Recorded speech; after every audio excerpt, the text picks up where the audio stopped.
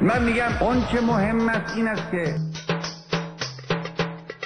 شیر امام از نایلون از پلاستیک درست شده. از نزدیک دیدم اون رو، بارها تأسف خوردم از غصه.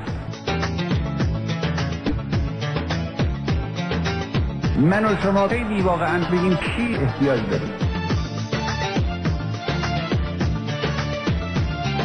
منظورم شیر امام میدرخشد مثل ستاره، مثل خورشید. اصلا کسی باور میکنه؟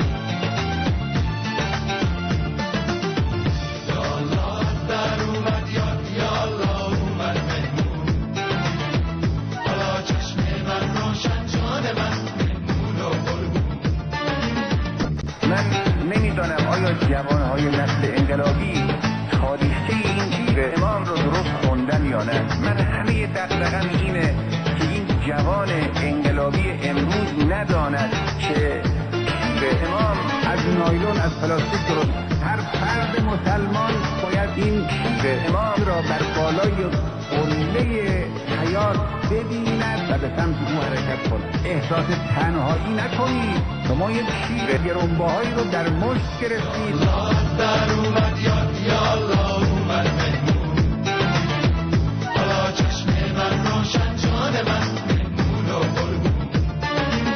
من میگم اگر میخواهید هنر این کشور رشد پیدا کند به شیر امام تکیه بکنید.